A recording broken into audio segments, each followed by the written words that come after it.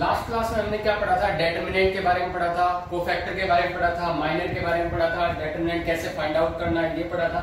लेकिन अब क्या है, हमें डेटर्मिनेंट की प्रॉपर्टीज पढ़नी है। डेटर्मिनेंट की प्रॉपर्टी, फर्स्ट प्रॉपर्टी क्या कहती है कि भी the value of determinant remains unchanged. मतलब ये कह रहा है कि वैल्यू, डेटर्मिनेंट की वैल्यू चेंज नहीं होती। कब? जब उसकी रो को कॉलम में इंटरचेंज कर दिया जाए।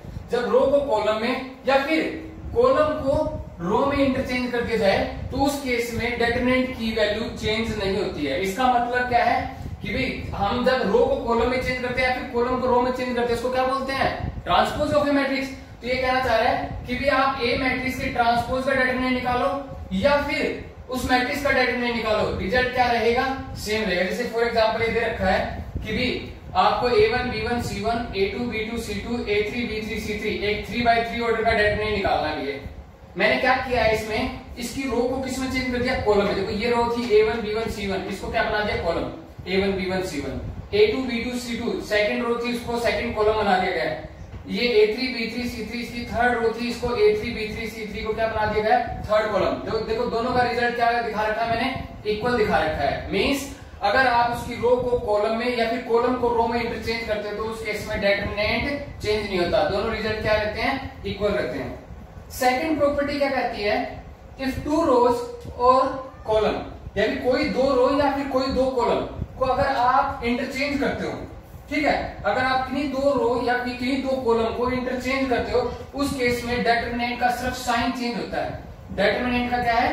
सिर्फ साइन चेंज होता है। जैसे फॉर एग्जांपल ये देखो A1 B1 C1 A2 B2 C2 A3 B3 C3 एक डेटर्मिनेंट गिवन है।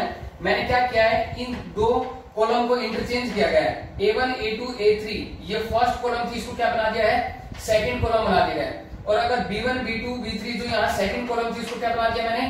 फर्स्ट कॉलम बना दिया। जब दो रो या फिर कोई दो कॉलम को आप इंटरचेंज करोगे तो रिजल्ट पे क्या चेंज आएगा? सिर्फ साइन का चेंज आएगा। यहाँ रिजल्ट पॉजिटिव था, अब क्या बन गया है? नेगेटिव। कहने का मतलब है कि अगर आप इस डेटर्मिनेंट को सोल्व कर रहे हो, अगर उसका आंसर 50 आ रहा है तो इस वाले डेटर्मिनेंट का आंसर क्या आएगा? -50। ठीक है, ये आपकी सेकंड प्रॉपर्टी कहती है। थर्ड प्रॉपर्टी क्या कहती है, इफ एनी टू रोज, कोई भी दो रो या फिर कोई भी दो column are identical, if any two rows या फिर two columns are identical then determinant is 0। उस केस में डेटर्मिनेंट की वैल्यू क्या आएगी? 0 आएगी। उस केस में डेटर्मिनेंट की वैल्यू क्या आएगी? 0। आइडेंटिकल का मतलब क्या होता है? सेम। आइडेंटिकल का मतलब क्या होता है? सेम। कोई भी दो रो या कोई भी दो कॉलम अगर सेम है तो उसका डेटर्मिनेंट क्या आएगा? 0 आएगा। देखो ये एग्जांपल गिवन है A B C, ये वाली कॉलम A B C ये वाली कॉलम, ये दोनों कॉलम क्या है? सेम है, इसलिए इसका डेटर्मिनेंट क्या आएगा? 0। एक और एग्जांपल गिवन है, इसमें से देखो इस वाली रो में से कुछ कॉमन आ रहा है। क्या कॉमन आ रहा है? 3। मैंने इस वाली रो में से 3 कॉमन ले लिया, तो अब देखो ये दोनों फर्स्ट रो और थर्ड रो दोनों क्या दिखने लग रही है? सेम। तो इसका डेटर्मिनेंट क्या आएगा? 0। इसका मतलब 3 को किससे मल्टीप्लाई करेंगे? 0 से मल्टीप्लाई करेंगे तो रिजल्ट क्या आएगा आपका? 0। ये आपकी थर्ड प्रॉपर्टी कहती है। उसके बाद नेक्स्ट है फोर्थ प्रॉपर्टी। फोर्थ प्रॉपर्टी क्या कहती है कि कोई भी दो मैट्रिक्स है A और B, अगर उनका सेम स्क्वायर और मैट्रिक्स का ऑर्डर हो, मतलब सेम भी होना चाहिए और स्क्वायर मैट्रिक्स हो। अगर कोई दो A और B सेम मैट्रिक्स है और स्क्वायर मैट्रिक्स है तो उस केस में क्या है, उन दोनों के प्रोडक्ट का डेटर्मिनेंट इक्वल होगा उनके इंडिविजुअल डेटर्मिनेंट के प्रोडक्ट के। मींस A को B से मल्टीप्लाई करके उसका डेटर्मिनेंट निकालो या फिर A का डेटर्मिनेंट को मल्टीप्लाई कर दो B के डेटर्मिनेंट से, उसका रिजल्ट क्या रहेगा? सेम रहेगा। ओके। उसके बाद फिफ्थ प्रॉपर्टी है, if each element of any row या फिर कॉलम, ये कह रहा है कि भी हर एक एलिमेंट को, किसी भी रो या किसी भी कॉलम के हर एक एलिमेंट को अगर आप एक्सप्रेस कर रखा हो कि सम ऑफ टू टर्म्स, ये कह रहा है कोई भी रो या कोई भी कॉलम के हर एक एलिमेंट को अगर एक्सप्रेस कर रखा हो कि दो टर्म्स का सम, जैसे इसमें एक्सप्रेस कर रखा है, ये एक डेटर्मिनेंट है, इसमें फर्स्ट रो के हर एक एलिमेंट को क्या दिखा रखा है कि दो टर्म्स का सम, ठीक है ना। तो उस केस में ये कहने लग रहा है कि आप उस डेटर्मिनेंट को एक्सप्रेस कर सकते हो as the sum of the two determinant. आप उस डेटर्मिनेंट को किस में रिप्रेजेंट कर सकते हो? सम ऑफ दी टू डेटर्मिनेंट। ठीक है, जैसे कैसे बनाइए दो डेटर्मिनेंट, देखो भी एक ये पहला एलिमेंट उठा लिए इनके A1 A2 A3 A1 A2 A3 B1 B2 B3 B1 B2 B3, C1 C2 C3, C1 C2 C3। अब इनके बीच में प्लस का साइन है इसलिए यहां प्लस का साइन, ठीक है। उसके बाद X A2 A3, X A2 A3, Y B2 B3, Y B2 B3, Z C2 C3, Z C2 C3। तो उसने ये कहा था कि भी अगर कोई भी रो या फिर कोई भी कॉलम के कोई भी एक रो या कोई भी एक कॉलम के सभी एलिमेंट अगर सम है कि दो एलिमेंट का, तो उस केस में आप उसको रिप्रेजेंट कर सकते हो सम ऑफ टू डिटरमिनेंट। उसके बाद है एलिमेंट्री ऑपरेशन। देखो प्रॉपर्टी 5 थी, वो पांचों के पांचों कंप्लीट हो चुके हैं। उसके बाद है एलिमेंट्री ऑपरेशन या फिर एलिमेंट्री ट्रांसफॉर्मेशन, ठीक है, कि एलिमेंट्स के ऊपर क्या ऑपरेशन अप्लाई कर सकते हो, क्या फिर क्या ट्रांसफॉर्मेशन कर सकते हो, क्या चेंजेस कर सकते हो, ठीक है। तो पहली ट्रांसफॉर्मेशन क्या कहती है, इंटरचेंजिंग एनी टू रोज। आप किन्हीं दो रो को इंटरचेंज कर सकते हो, ठीक है। उसका प्रोसीजर क्या है, ऐसे रिप्रेजेंट किया जाएगा उस ऑपरेशन को, RI यानी RI को इंटरचेंज कर रहे हो RJ, ये इंटरचेंजिंग का साइन है। ये किस लिए है, इंटरचेंजिंग के लिए यूज किया जाता है, ठीक है। आप RI को इंटरचेंज कर रहे हो RJ से और RJ को इंटरचेंज कर रहे हो RI से। जैसे फॉर एग्जांपल मैं अगर ये कहूं R1 और R2 को इंटरचेंज करना है तो कैसे लिखा जाएगा, ऐसे लिखा जाएगा भी, ठीक है। R1 को इंटरचेंज कर रहा है R2 से। अगर मान लो R1 को इंटरचेंज करना R3 से, तो वो कैसे लिखा जाएगा, R1 इंटरचेंजिंग टू R3, ठीक है। R1 और R3 क्या होने लग रहे हैं, इंटरचेंज हो रहे हैं। इस ऑपरेशन को अप्लाई करना पड़ेगा।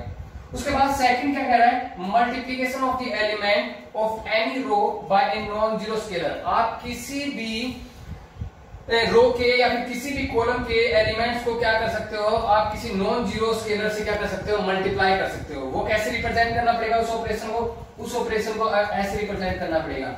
आप RI एक कोई भी रो है, I का मतलब है R1 हो सकती है, R2 हो सकती है, R3 हो सकती है, किसी भी रो को आप मल्टीप्लाई करना चाहते हो किसी स्केलर से, तो उसका ऑपरेशन ऐसे है कि भी RI चेंज करने लग रहा हूं किससे, K टाइम्स ऑफ RI। जैसे फॉर एग्जांपल K की वैल्यू 5 है, मुझे R1 को 5 से मल्टीप्लाई करना है, तो वो कैसे लिखा जाएगा, R1 को 5 से मल्टीप्लाई करना है वो ऐसे लिखा जाएगा, R1 को मल्टीप्लाई कर रहे हैं 5 से, 5 times of R1 means R1 को चेंज कर रहा हूं मैं 5 टाइम्स ऑफ R1 से, ऐसे लिखा जाएगा, ठीक है नहीं।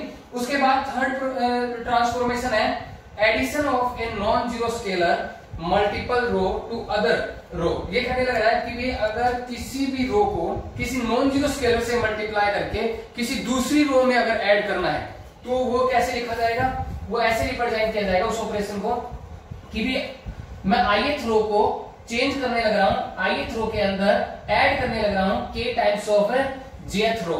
जैसे फॉर एग्जांपल मैं R1 को न्यू बनाने लग रहा हूं, चेंज करने लग रहा हूं, R1 में मैं 5 टाइम्स ऑफ R2 ऐड कर रहा हूं। इसका मतलब क्या है, किसी भी रो को आप किसी स्केलर से मल्टीप्लाई करके किसी रो में क्या कर सकते हो, ऐड या फिर सब्ट्रैक्ट भी कर सकते हो, ठीक है।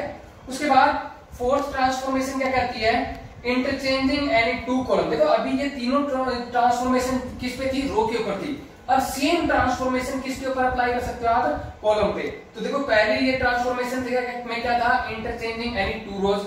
अब फोर्थ में क्या है, इंटरचेंजिंग एनी टू कॉलम्स। आप किन्हीं दो कॉलम्स को आपस में इंटरचेंज करोगे तो उसके ऑपरेशन को कैसे लिखा जाएगा, CI को इंटरचेंज कर रहा हूं CJ से, कहने का मतलब ith कॉलम को इंटरचेंज करने लग रहा हूं किससे, jth कॉलम से। जैसे फॉर एग्जांपल C3 को इंटरचेंज करना आप C2 के साथ, तो कैसे लिखा जाएगा, ऐसे लिखा जाएगा, C3 को इंटरचेंज कर रहे हैं किसके साथ, C2 के साथ। फिफ्थ मल्टीप्लिकेशन, ये सेकंड जैसी है क्योंकि सेकंड किस पे थी, रो के ऊपर थी। अब ये फिफ्थ किस पे है, कॉलम पे। सेम रिजल्ट है लेकिन ये किस पे है, नीचे वाली जो 3 है वो किस पे है, कॉलम पे, और अपर वाली 3 कौन सी है, रो के ऊपर है। फिफ्थ प्रॉपर्टी कहती है, प्रॉपर्टी ट्रांसफॉर्मेशन, फिफ्थ ट्रांसफॉर्मेशन ये कहती है multiplication of the element of any column by a non zero scalar. आप किसी भी कॉलम को किसी नॉन जीरो स्केलर से क्या कर सकते हो, मल्टीप्लाई कर सकते हो। और कैसे लिखा जाएगा कि आप ith कॉलम को मल्टीप्लाई कर रहे हो किसी की स्केलर k से, ठीक है, वो ऐसे लिखा जाएगा,